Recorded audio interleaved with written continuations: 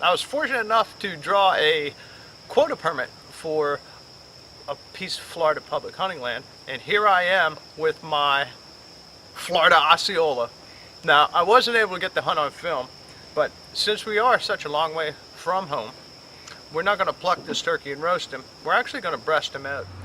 Okay, so we got the bird back here at Chris's place, and to breast out a turkey, it really isn't all that difficult. What I've done here is I've pulled the feathers off from the tip of the breastbone down to the end of the keel bone. I'm going to take a good sharp knife and just make an incision right along that bone.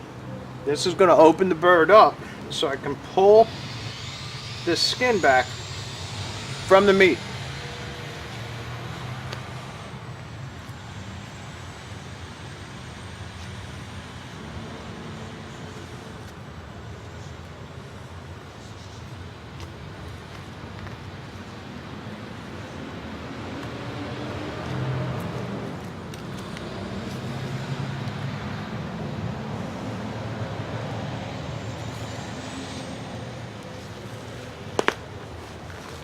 Once you've exposed the breast, you just take a nice sharp boning knife and cut down into the meat, right down to the keel bone here. The meat should just fall away.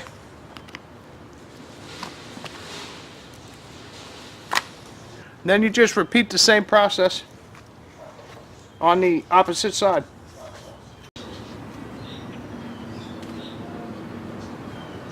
Now, of course, you won't take all the meat.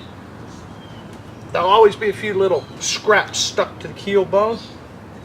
You want to go back and trim those with your knife, because those little scraps, they'll bread up real nice, fry up good for dinner, right along with the breasts. Now, once we've got the breast off, we don't want to waste these legs and thighs either. A lot of meat here. Just continue pulling the skin back off of them, and when you've got them cleaned up, go ahead and cut down into the thigh. Find the joint, trim it off right there. You may need a pair of heavy-duty snips to cut the bone away from the socket, but once it's loose, you can just take the leg and thigh, drumstick and thigh right off. Go ahead and finish trimming it off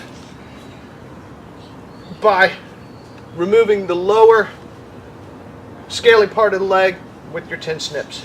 And of course, you're going to want to pull your trophies. Go ahead and take the beard off right here at the end where it joins the body.